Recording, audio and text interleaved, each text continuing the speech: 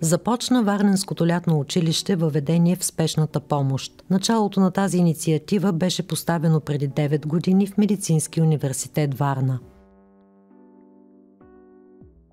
Искахме нашите студенти, бъдещи лекари, да не се чувстват толкова безпомощни, оказвайки спешна помощ, така както сме били ние, нали, с много теоретични знания, но с абсолютно никакъв практически опит.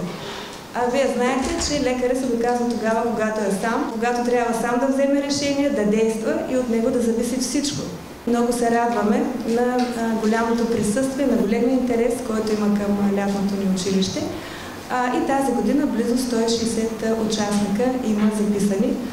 Лятното училище е под егидата на ректора на Медицинския университет, професор Димитър Райков, който изпрати поздравителен адрес, а деканът на факултета по медицина заяви: времето е решаващ фактор.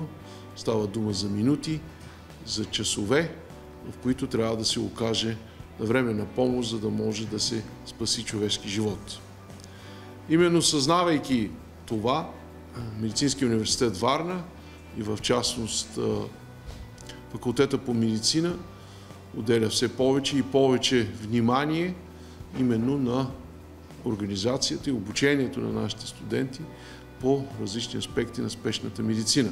Идеята на тези обучения е да дадем увереност на всеки един бъдещ лекар, когато изпадне в спешна ситуация, да не се страхува, да взима най-правилните, бързи и адекватни решения. А ако случайно успеем да запалим пламъчето сред някои от тях, да станат наши колеги, спешните отделения в страната и центровете за спешна медицинска помощ изпитват страшен глад за млади хора.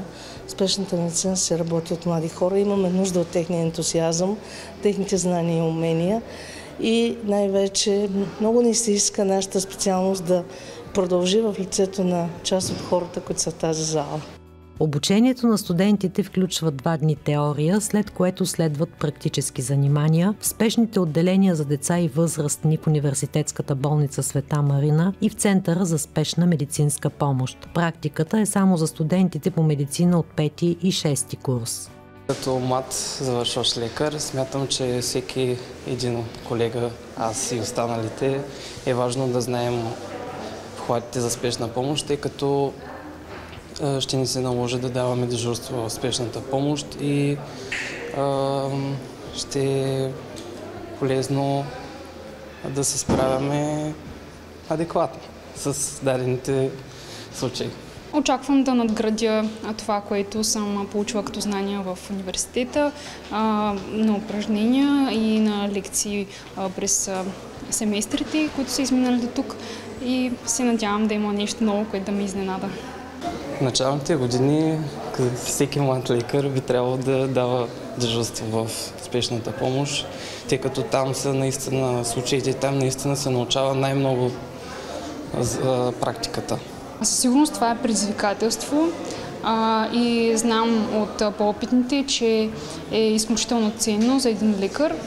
Тепърва ще видим как ще се развият нещата при мен, но човек трябва винаги да бъде подготвен и знаещ. Преминалите успешно обучението ще получат сертификати.